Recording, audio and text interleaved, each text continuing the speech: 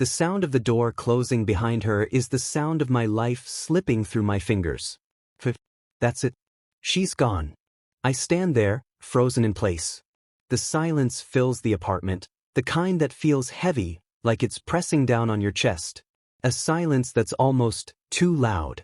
How did I get here? How did everything I worked for, the late nights, the sacrifices, the constant climb, lead me to this empty space? Empty. It's the word that keeps circling in my head, like a bad song I can't shake. Empty house. Empty heart. Empty future. I move to the living room, hands shoved deep into the pockets of my jacket, my fingers curling around the fraying edges of my life. I look around. The walls are still the same, but it feels like a stranger's home. It doesn't feel like mine anymore. The mansion, our mansion, has been sold. Jessica made sure of that. She knew it would crush me. She knew it would break me. And she did. I don't even know where to start picking up the pieces. My career. My success. What was it all for if this is the end result? I sink into the couch, letting my head drop into my hands. My thoughts spiral. I was the man who had it all. The big house, the luxury cars, the power suits. People envied me. People wanted to be me. But now, I'm the guy sitting on a worn-out couch, questioning everything I thought I knew about myself. There's this bitterness, this sharp ache in my chest. It doesn't even make sense. How could it all just disappear? Was I really that blind? Did I really miss how broken we were? I catch my reflection in the window. I hardly recognize the face staring back at me. That face used to belong to someone who believed in the dream, someone who thought his achievements meant something. But now, it feels like the dream was just an illusion, a lie I told myself to escape the truth. That somewhere along the way, I lost the person I used to be. The doorbell rings, and I feel a sharp jolt in my gut. Who the hell is at the door? I wasn't expecting anyone. Certainly not after what just happened. I get up, moving towards the door, almost reluctantly. I open it. Her father. I don't even know what to say to him. It's not like he was ever happy with me. He's always had this look on his face, like he was waiting for me to mess up, waiting for me to fall. And I did. Right on cue. He must be here to rub it in. He holds something in his hand, an old leather briefcase. I can tell it's heavy, the kind of briefcase that looks like it holds more than just papers. Mark, he says, his voice low, gravelly. He steps inside without waiting for an invitation. I've got something for you. I don't move. I'm still processing everything. Everything has changed. But now this just feels like another complication, another layer of shit to deal with. He places the briefcase on the coffee table and opens it. My stomach tightens. Open it, he says. I hesitate. I don't want to, but my curiosity wins. I step closer, fingers trembling slightly as I open the latch. The inside is full of papers, contracts, legal documents, and something that looks like a letter. I don't understand. What could this possibly be? What is it that he's giving me now? I'm not here to rub salt in the wound, he says. But you've been kept in the dark. All this time. The words sink in slowly, like poison. Kept in the dark? I murmur. What are you talking about? Walter just shakes his head, his eyes narrowing. Mark, you never knew the full story about Jessica, about your marriage, about what was happening behind closed doors. I've got things in here that could change everything. Things that should have been said before. Before everything fell apart. Before I was left alone in a tiny apartment, staring at the walls and wondering if I could ever rebuild. My heart starts to race. The tension in my chest is building up again, that mix of confusion and anger. But this time, it's different. There's a new kind of urgency, something I didn't expect. This might be the last chance I have to understand what happened. I stare at him for a moment, not sure what I'm supposed to do with this new information. You need to know the truth, Walter says softly. And it's not just about her. The words hang in the air. They don't make sense. But a part of me wants to know. I want to know the truth, whatever it costs. Why are you doing this? I ask. Walter's expression softens, just a fraction. Because it's time, Mark. You've been living in a lie. You need to see what's been happening. Only then can you understand what's next. I feel a strange mix of anger, disbelief, and something else. Something I can't quite name. But it's there, stirring up a storm inside me. This isn't just about Jessica anymore. This is about me. About everything I've built, and everything I've lost. I don't know if I'm ready for this, I admit, my voice quieter now. The weight of the briefcase, the weight of his words, is almost too much to bear. Walter doesn't say anything. He just stands there, waiting. I take a deep breath and open the first file, the sharp crack of the paper slicing through the air like a reminder that the past doesn't let go so easily. The more I read, the more I feel the ground beneath me shift. There's a lot I don't know. A lot I never saw coming. But that's the thing about truth. It doesn't ask if you're ready. It just hits you full force. And I'm not sure what comes next. But one thing's for certain, everything is about to change. The door's closed, but there's no going back now. As the sound of the briefcase clicking shut echoes through the room, I realize this isn't just the fallout of my marriage, it's the beginning of something bigger. Something that might finally lead me to the truth of who I really am. It's funny how after something like this, the days start to blur together. The hours pass, but they feel like they're dragging their feet. Everything is a reminder that I'm not who I used to be. Not anymore. I spend the next few days holed up in the apartment, surrounded by those damn papers Walter gave me. I can't stop looking at them. They haunt me. Each document is a confession, a betrayal, a crack in the foundation of everything I thought I knew. But I still can't make sense of it all. The weight of it feels like I'm carrying around an anchor in my chest, pulling me deeper into the ocean with each breath. I didn't ask for this. I didn't ask for answers. Hell, I didn't even want to know the truth. But now it feels like I'm stuck in this whirlwind, and there's no way out. I've been trying to focus on work, but my mind keeps circling back to those papers. The numbers, the dates, the way everything doesn't add up. There's something off. Something I'm missing. And it's killing me that I can't figure it out. I'm sitting at the kitchen table when the doorbell rings. The sharp sound shatters the silence, and for a moment, I freeze. It's a feeling I've gotten used to, this constant tension in my body, waiting for something I can't control. I wasn't expecting anyone. Not today. Not ever, but the damn doorbell rings again, a little more insistent this time. I sigh, reluctantly standing up from the table. Opening the door, I find myself face to face with the last person I ever thought I'd see again. It's almost absurd. The man who spent years criticizing my every move, judging me like I was some kind of failure, and now here he is, standing in my doorway, holding that damn briefcase again. I don't even know why he's back. "Mark," he says, voice low, almost too casual for the weight of the moment. "I need to talk to you." I don't know what to say. After everything, after the secrets, after everything that went down, why is he here now? What does he want? I step aside, letting him in without saying a word. My stomach churns.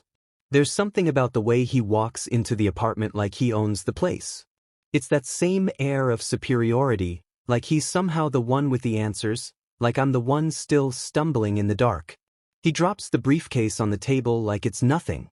I watch him, waiting for the bomb to drop.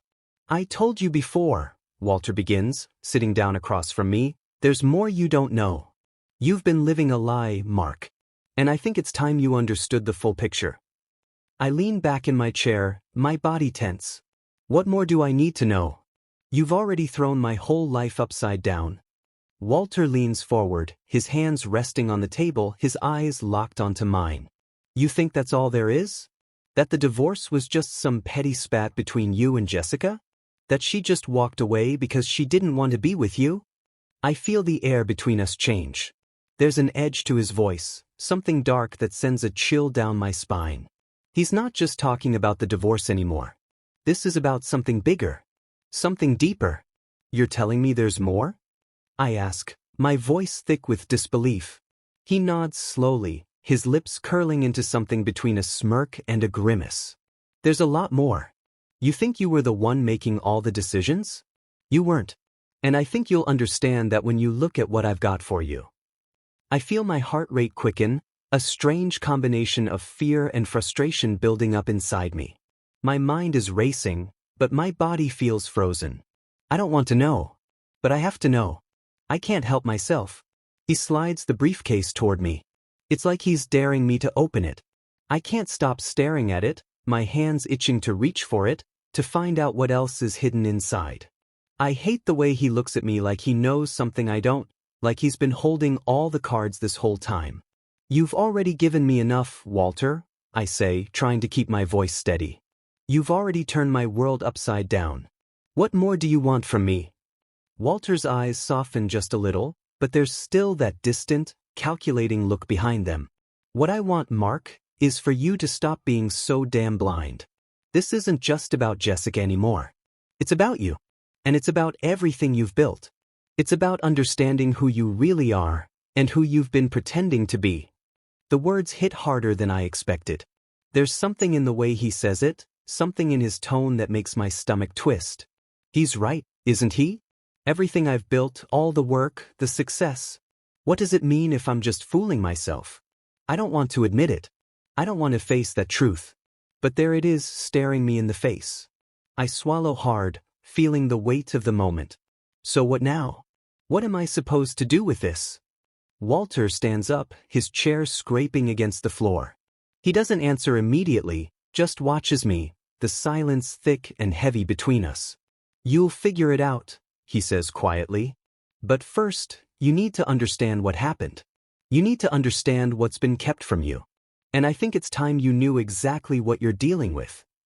I stare at the briefcase for a long moment, the weight of his words settling into my chest. What is it I'm supposed to see in this? What is the truth that he's so sure will change everything? He turns to leave, and I hear him speak over his shoulder, his voice almost a whisper. You don't have to do this alone, Mark. But you do have to make a choice. I watch him walk out the door, leaving me alone with the briefcase and 1,000 questions I'm not sure I want answers to. But I know one thing for sure, I'm not walking away from this. Not yet. Not when I've come this far. I stare at the briefcase. This isn't over. It's just beginning. And somehow, I know this is the moment that will decide everything. The silence in my apartment feels suffocating now. The briefcase sits on the table, mocking me with its promise of something I don't want to face. But as much as I try to avoid it, I can't stop thinking about it.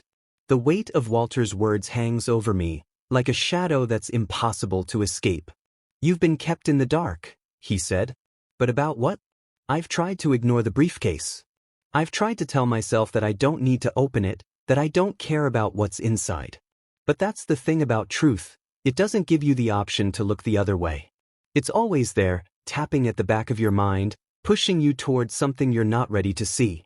The temptation is unbearable. I stand up, pace for a moment, and run a hand through my hair. I've got to know. If I don't, I'll never be able to move on. Never be able to breathe without wondering. With a deep breath, I finally step toward the table. My hands shake slightly as I slide the briefcase open. The leather creaks with the weight of what it's holding. There's a stack of papers inside, each one more incriminating than the last. I pull the first one out and unfold it. It's a financial statement. It's got figures and numbers, but nothing makes sense at first. I flip through the pages quickly, the words blurring together. But then I see something that stops me cold. A name. My ex-wife's name, Jessica, and another name, one I don't recognize. A signature. Her signature. But this one isn't for a divorce. This one is for something else entirely. A deal, a contract, something buried in the fine print. My stomach turns. I feel like I've been punched in the gut. I keep reading, desperately trying to piece it all together, but every line seems to reveal something more twisted, something darker than I ever imagined. Why didn't I know this? How could I have been so blind? Was I really that out of touch with the truth of my own life? I can feel my pulse in my throat, my hands trembling as I turn the pages. The next one is a letter, written in Jessica's handwriting. It's addressed to Walter, but it's meant for me. The contents are clear. A plan, a strategy to manipulate everything. My career, my money, my marriage. All of it was part of some bigger game I didn't even know I was playing. I dropped the letter, my head spinning. This isn't just about a marriage falling apart. This is about betrayal on a level I didn't even know was possible. How long has this been going on? How long was I living in a world of lies, thinking I had it all together when, in reality, I was just a pawn in someone else's game? I lean back in my chair, running my fingers through my hair again. My head is pounding. The words on the page are starting to blur together. There's a nagging feeling in the back of my mind, something I can't shake. How much of this was my fault? I can't ignore it anymore. I was so focused on my career, so obsessed with success that I pushed Jessica away. I thought I could buy her love, her loyalty, her happiness. I thought I could fix everything with money, with the image of the perfect life. But I was wrong. So wrong. I stand up suddenly, the chair scraping harshly against the floor. I can't sit still. I need to get out of here. But I know I won't be able to escape this. Not until I face it. Not until I confront the truth of who I've been, and who I've allowed myself to become. I grab my jacket and step out the door, heading into the city. It's late and the streets are quiet, but the weight of everything is pressing in on me, each step feeling heavier than the last. I walk with no destination in mind, just moving to keep my mind from drowning in the mess I've created. The night air is cold, but it's a relief. It's like a slap in the face, waking me up from the fog that's been clouding my thoughts. I need to think, to process. But it's hard when my mind keeps going back to Jessica, to the lies, to the betrayal. I don't know what's worse, the fact that she deceived me or the fact that I let her. I gave her everything I had, my time, my energy, my trust, and for what? For this? I stop at a corner, staring out at the city. It's quiet, but the lights shimmer, and for a moment, I let myself be consumed by the noise of the city. It feels like I'm looking at a different world, one that I don't fit into anymore. I'm not that man anymore. But who am I now? I turn around, my footsteps heavy as I walk back to my apartment. The truth has opened a door I'm not sure I'm ready to walk through. But there's no turning back now. The truth is in my hands, and I can't unsee it. The question is, what am I going to do with it? I get back to my apartment, my mind racing with possibilities, with choices I never thought I'd have to make. My phone buzzes in my pocket, but I don't look at it. I don't need distractions right now.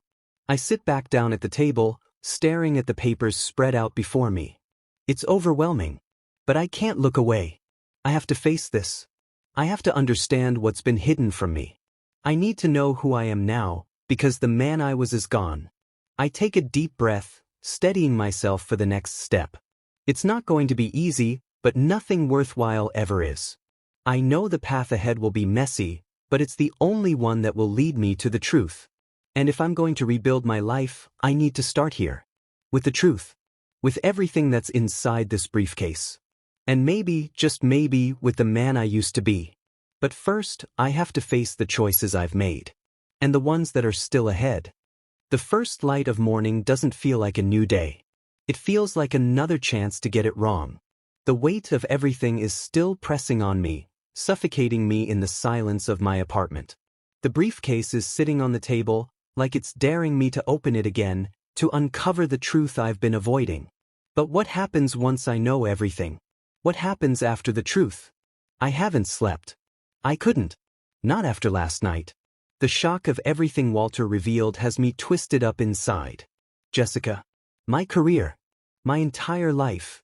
It's all falling apart, piece by piece, and there's nothing I can do to stop it. But maybe there's something I can do. I look at my phone. No messages. No calls. And honestly, I'm thankful for it. No one needs to know what's going on in my head right now. Not yet. Not until I figure it out for myself. I run my hands through my hair again, pacing the room. My thoughts are scattered. Fragments of the documents Walter handed me keep coming back, repeating in my mind like some haunting refrain. Every piece of information leads me to more questions, and I'm suffocating in all of them. But there's one question that keeps rising above the rest. What am I going to do with this knowledge? I can't change the past. I can't unsee what's been revealed. I can't rewind time and fix everything that's gone wrong. But I can choose what happens next. I can choose how I move forward. The problem is, I don't know who I am anymore. I pace toward the window, staring out at the city that feels so distant now, like I'm a spectator in someone else's life. My life. But it's not the same. Not since Jessica walked out. Not since I found out that everything I thought was real was just a lie. It's funny in a twisted way. I used to think I was in control. I used to think that if I worked hard enough, if I achieved enough, everything would fall into place. But I see now how wrong I was. I built an empire based on a fantasy, and I let it define me. The hardest part? The hardest part is knowing I did it to myself. I looked down at the briefcase, the open documents staring back at me. There's no going back. It's time for the reckoning. Time to face what's been buried in those papers, in those secrets. Time to confront the truth, even if it means looking myself in the mirror and realizing that I'm not the person I thought I was. I sit back down at the table, my mind heavy. But there's a flicker of something else in my chest now. Something like resolve. The decisions I've made have led me to this point, but it's not the end. Not if I don't let it be. I pick up the next file, my fingers gripping it tightly. There's no more hesitation. I need to know what I'm dealing with. I rip open the next page, and it's like a slap to the face. The name on the paper isn't just Jessica's. It's also mine.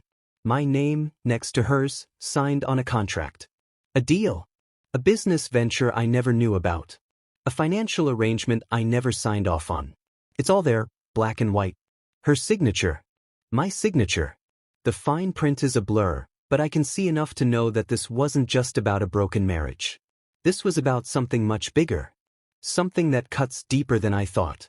I slammed the paper down on the table, my breath coming in sharp, shallow gasps. How could I have been this blind? How could I have let myself fall so far into this? Was I so wrapped up in my career, in the success that I was chasing, that I missed what was really going on right under my nose? I pushed the papers away, standing up, pacing again. The reckoning is starting to feel like a punch in the gut. But it's not over yet. There's still more to uncover. And I have to find out what it means. I grab my phone. I don't know who to call, but I feel the urge to reach out. Maybe it's desperation. Maybe it's just the need to talk to someone, anyone, who might be able to give me some perspective on what the hell is going on. I scroll through my contacts. I stop at one name. David. David and I used to be close. He's been my friend, my confidant. But we haven't spoken in a while. Not since, well, since everything started falling apart. I press the call button and wait. The ring echoes in the silence, and I feel my stomach tighten. David answers. Mark. His voice is wary, cautious.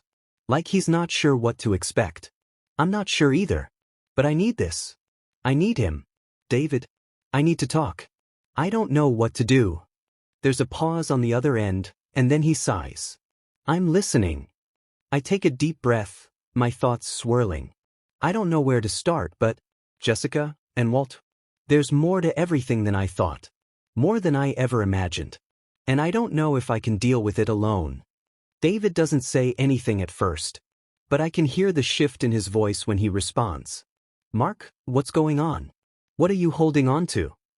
The question hits me harder than I expected. What am I holding on to?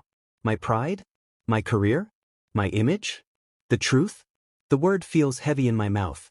The truth is all I have left. But it's a double-edged sword.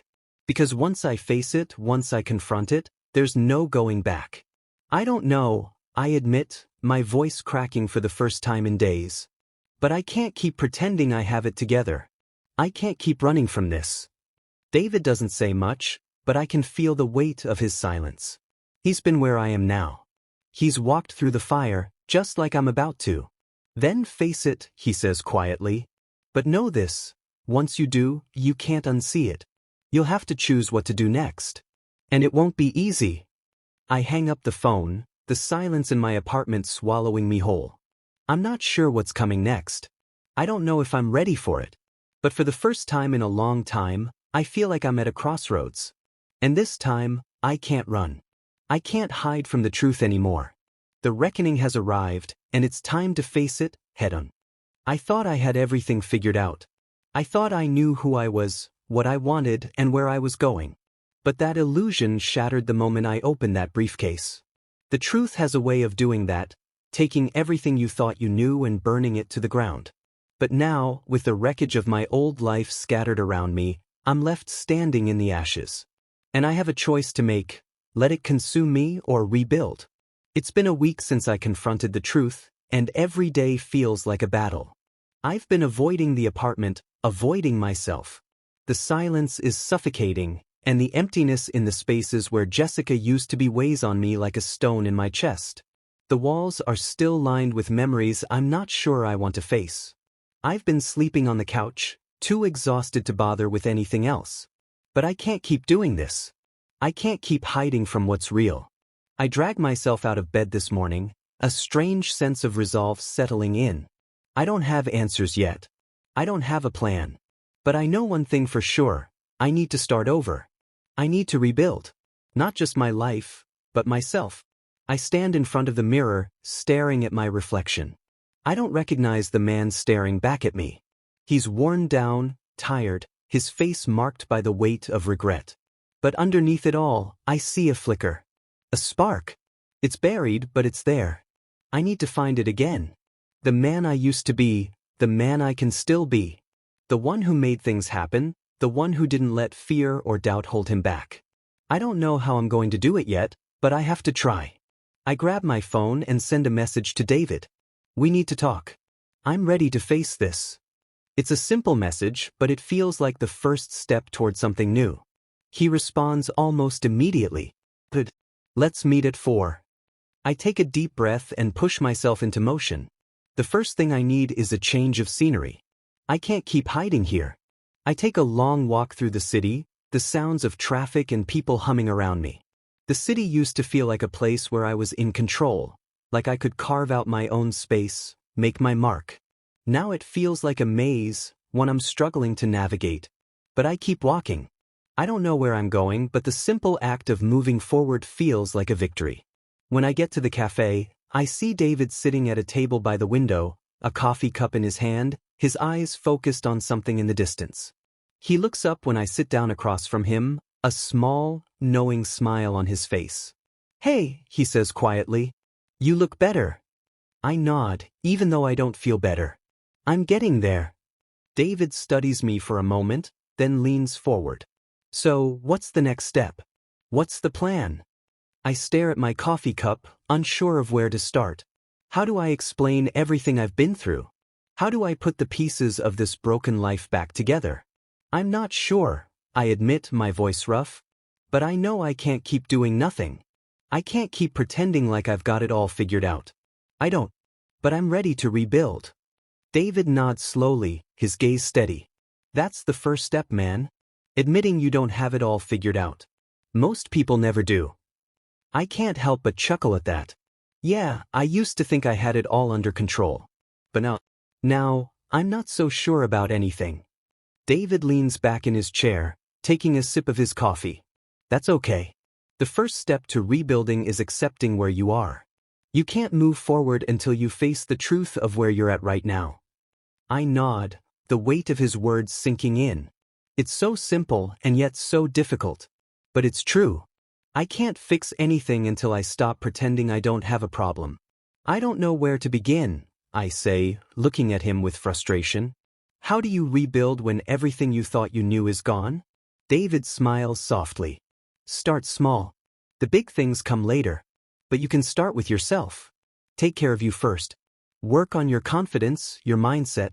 The rest will follow. I think about that for a moment. It makes sense. If I can't rebuild myself from the inside out, nothing else will stick. I need to get back to work, I say, more to myself than to David. I can't just sit here, paralyzed by everything that happened. I need to get my career back on track. David raises an eyebrow. And what does that look like? I pause, unsure. I don't know yet, but I'm going to start making some calls. Reconnecting with the people I've pushed away. That's the next part of it, I realize. Rebuilding the relationships I've neglected. The people I've used or ignored or taken for granted. David leans forward, his voice calm. And don't forget about your personal life.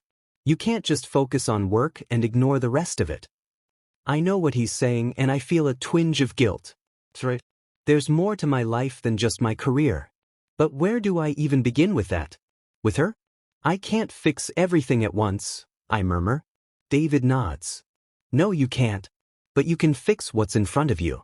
And that starts with the decision to rebuild. I sit back, absorbing what he said. Maybe I don't have all the answers, but for the first time in weeks, I feel a glimmer of hope. A glimmer of possibility. I guess I'll start by being honest with myself. I say, my voice quieter now, more assured. David smiles. That's all anyone can really do. We sit in silence for a moment, and I let myself feel it, the weight of everything I've been through, but also the lightness of knowing I don't have to carry it forever. Rebuilding isn't going to be easy. It's going to take time. But right now, in this moment, I feel like I've made the first real step. I'm not who I was before. That man is gone. But maybe that's a good thing. Maybe this new version of me will be stronger. More whole. More honest. I don't know yet. But I'm going to find out. And that's enough for now. There's a moment of quiet before everything changes. The kind of silence that hangs in the air, thick with anticipation, waiting for the inevitable. It's the kind of silence that makes you realize something is coming, something that will test you in ways you didn't expect. I've been pushing forward, one foot in front of the other, telling myself that I'm rebuilding, that I'm doing the work. And I have been. But sometimes, in the middle of all the action, it hits me. I'm not just rebuilding a life. I'm rebuilding a self. The man I thought I was is gone, buried under a mountain of mistakes, and I don't know if I'll ever find him again. But here I am, facing a choice. I've spent the last few days trying to pull the pieces together. My career's still a mess, but I'm trying to get back on track. I've made some calls. Reached out to old colleagues. Some of them respond, some don't. It's like trying to reconnect with a version of myself I can't quite reach. I can't blame them for being wary. I'd be wary of me too. But it's my personal life that's hanging over me like a storm cloud, threatening to break open any minute. I haven't talked to Jessica since she left. Not a word. Not even after everything I found out. Part of me wants to scream at her for what she did, for how she played me, for the lies she wrapped herself in. And another part of me wants to know what's next. What comes after this mess? Can we ever come back from it? I look at my phone, half expecting a message from her, from someone who knows her. But there's nothing. Silence. Just like always. Then out of nowhere, the phone rings. It's a number I don't recognize. I hesitate for a second before answering. Mark. The voice on the other end is calm, steady. It's Walter. I didn't expect to hear from him again. Walter. I say, trying to keep my voice even. What's this about? I've been thinking about our last conversation, he says, his tone thoughtful. About what's next for you. And I think it's time we had another talk. There's something you need to know. Something that can help you move forward. My heart beats faster. The last time I spoke to Walter, I felt like my world was crumbling. But now, I don't know. Part of me wants to slam the phone down, walk away from it all, start fresh. But there's a part of me that knows this might be the final piece. The last missing puzzle piece that could either put me back together, or shatter everything once more. All right, I say, keeping my voice steady. Where? He gives me an address, a place I've never been before. A small office, tucked away in a quiet part of town. It doesn't sound like the kind of place where life-altering decisions are made. But then again, what does that place look like? What's the right place for a decision like this? I drive there later that afternoon, the sun dipping low in the sky, casting long shadows on the streets. I don't know why I'm doing this. Maybe I'm looking for closure. Maybe I'm just afraid of what will happen if I don't. I park in front of a nondescript building, a single door with a buzzer by the side. I ring it and wait, my nerves buzzing. Walter greets me inside, his expression unreadable. He motions for me to sit, and I do. We don't speak at first. He just looks at me like he's waiting for something. I can feel my heart pounding in my chest, but I keep my focus. What's this about? I ask again, my voice more forceful this time. He leans forward, folding his hands on the desk in front of him. You're at a crossroads, Mark. We both know that. But there's a decision you need to make, and it's not about Jessica. It's about you. I stare at him, unsure of where this is going. I've been making decisions for months. What more is there? Walter looks at me like he's considering how much to say, how much he should give away. He opens a drawer and pulls out a file, slides it toward me across the desk. "It's about the deal," he says, his voice low. "The one you didn't know about." I pick up the file, my pulse quickening. I knew this was coming. I knew there was more I needed to see. Inside the file are more documents, more financial statements, more contracts. And then, there's a single page with a name. My name. Along with Jessica's. "This is everything," Walter says. "The truth about the contract you signed. The one that ties you to Jessica in ways you didn't understand. The one that gives you a choice. A way out, or a way forward." My hands tremble slightly as I flip through the pages, trying to make sense of them. It's like a labyrinth of decisions, clauses, and numbers that don't make sense. But then I see it. A clause that gives me an option to sever the ties between me and Jessica. A clause that allows me to dissolve everything. Everything. It's like I've been handed a golden ticket, a way out of this mess. I can walk away. I can start fresh. But there's another part of the document that makes my stomach twist. A clause that requires me to pay a price. A heavy one. A price that could bankrupt me. Not just financially, but emotionally. I look up at Walter. This is a choice?" He nods slowly, almost sympathetically. "You've been living in the shadows of a life that wasn't yours, Mark. The truth was hidden from you, but now you have the power to choose what comes next.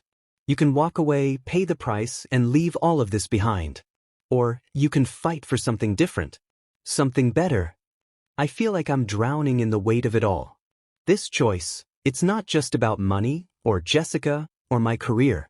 It's about who I am, who I want to be. It's about what kind of life I want to build from the wreckage of what's left.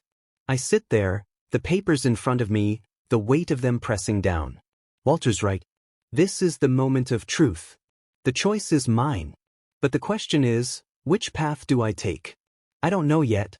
But I know one thing. I can't stay here forever. I can't keep living in the wreckage of my past. I have to decide. I take a deep breath, gather the papers, and stand up. "I'll think about it," I say, more to myself than to Walter. But inside the choice isn't something I can put off for long.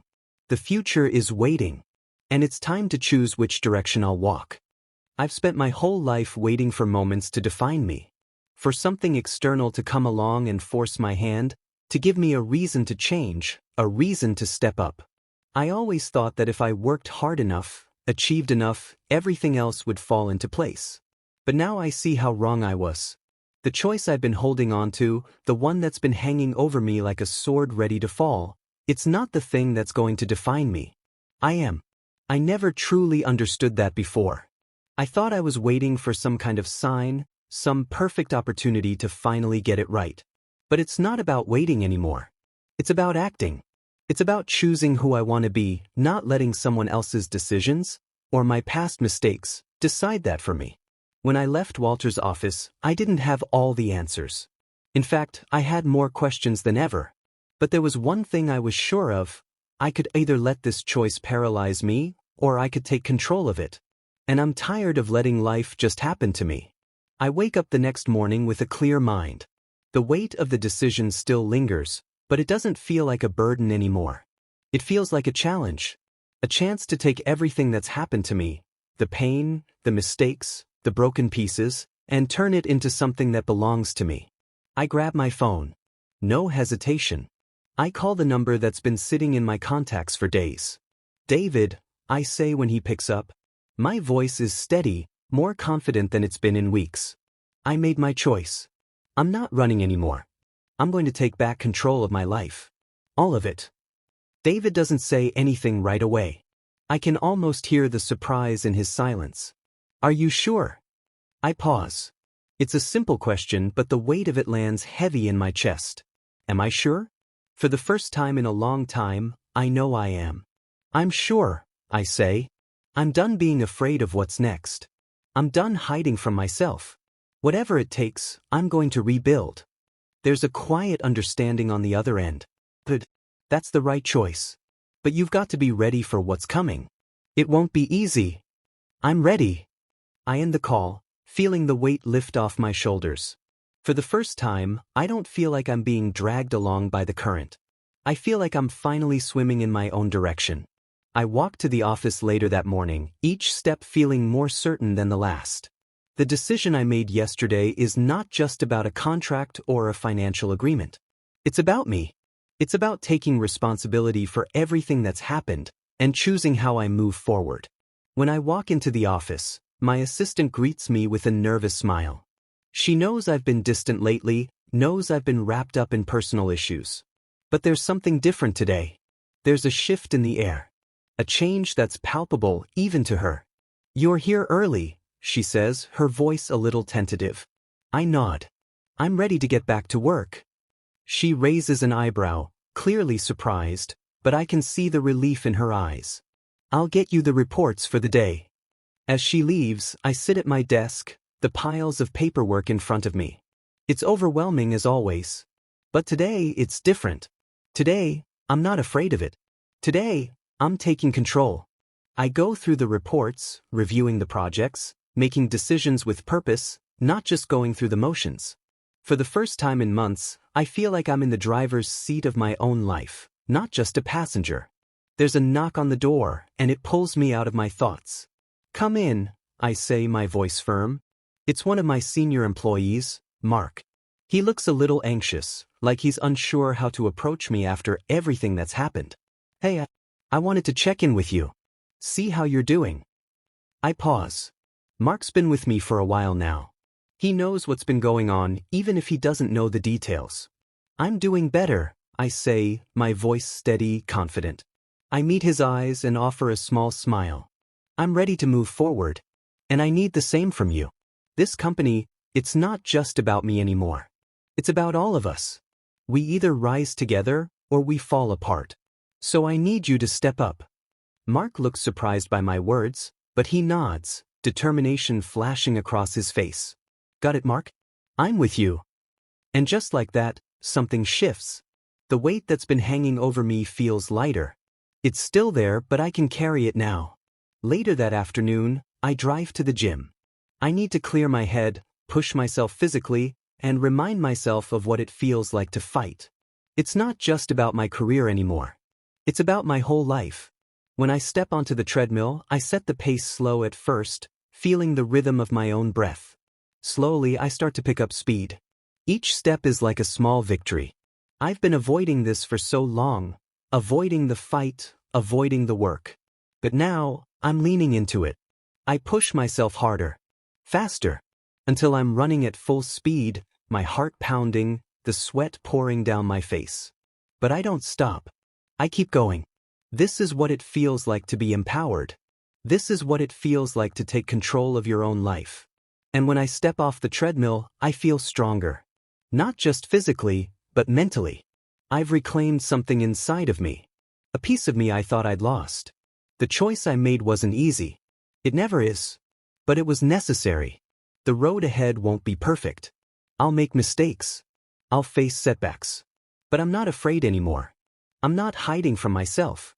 I'm ready to fight for the life I want. And for the first time in a long time, I believe I can actually make it happen. I can rebuild. I can rise. And this time, I'm doing it on my terms. I've spent a lot of time looking back at the mistakes I made, the choices I regretted, the man I used to be. And for a while, that's all I saw. It was like a fog I couldn't shake, one that clouded my vision and kept me from moving forward.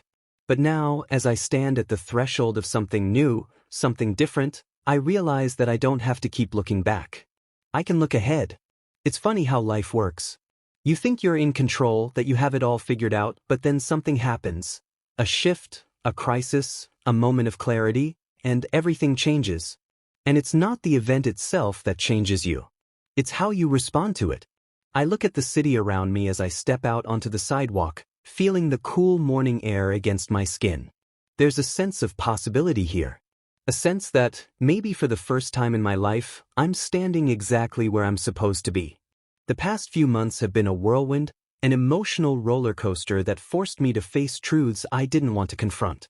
But here I am, and I'm not the man I was when this all started. I'm different, stronger, more grounded in who I am and who I want to be. I've made peace with my past, not by forgetting it, but by accepting it. I've stopped running from the things I can't change and started focusing on the things I can. My phone buzzes in my pocket, and I pull it out. It's a message from David. Got everything in place. You ready to go? I smile to myself, my fingers hovering over the keyboard as I respond. Let's do this. I hit send and take a deep breath, feeling a sense of calm settle over me. There's still work to be done, still challenges ahead. But I'm no longer afraid of them. I've spent too long being afraid of what could go wrong to realize that it's all part of the journey. And as long as I keep moving forward, as long as I keep making the right choices, I'll be okay. I step into the car that's waiting for me. It's a reminder of how far I've come, a far cry from the man who felt lost, stuck, and alone. Now, I'm driving my own future. And this time, I'm in control. As we drive toward the meeting, I think about everything that's led me here. The mistakes, the heartbreak, the days when I felt like I wasn't strong enough to make it through. But I did make it through. And not only that, I've built something stronger than I had before. I'm ready to face whatever comes next. The meeting is quick but significant. It's not a groundbreaking deal, not the one that'll change my life overnight, but it's important. It's a step forward, a step toward rebuilding, toward reclaiming what I lost. I can feel the momentum shifting, and it feels right. As I leave the office, I step back out into the world, into my new life. The weight I carried for so long is gone. I feel lighter, more at peace, like I'm finally in alignment with who I'm meant to be. I stop for a moment, just taking it all in. The sound of the city, the people around me, the sun on my face. Everything feels different. Better. More alive. I pull out my phone and send a text to Jessica. I haven't spoken to her since that last conversation. But today, I'm ready. I'm not holding on to anger or resentment anymore. I've let that go. I hope you're doing well. I've learned a lot these past few months. I'm finally moving forward. I don't expect a reply. But it doesn't matter. This isn't about her. It's about me. It's about closing the door on the past and stepping into a future that's mine to create. I walk to a nearby park, the sounds of the city fading behind me as I find a bench by the water. I sit there for a while, watching the ripples in the pond, the way the light dances on the surface. I've always loved the water. It reminds me of how life ebbs and flows, how things change and evolve, sometimes without us even noticing. This is my moment of release, of letting go of everything that's been holding me back. I take a deep breath and close my eyes, letting the peace wash over me. I think about the man I used to be, the one who was afraid, the one who thought he had it all figured out, the one who let life happen to him. That man is gone, and in his place is someone new. Someone who's learned to accept the chaos, to embrace the uncertainty, and to choose to move forward anyway. A couple of hours later, I'm back at the office, tying up loose ends, preparing for the next steps. The rhythm of the day feels different now. I'm not just going through the motions. I'm actively building the life I want, piece by piece. David checks in again, this time with a more personal message. You've come a long way. Proud of you, man. I smile, a sense of gratitude swelling in my chest. I've come a long way. And I'm proud of myself too. I sit back in my chair and take a moment to reflect on everything that's happened, the breakdowns, the breakthroughs, the moments when I didn't think I could keep going. But here I am. The future is wide open, and I'm not afraid of it anymore. I've spent too long feeling like I was defined by my mistakes. But now, I see that those mistakes were just the beginning of my story. They were the lessons I needed to learn to become the man I am today. A stronger man. A wiser man. A man who's ready to build something new. Something real. And this is just the beginning.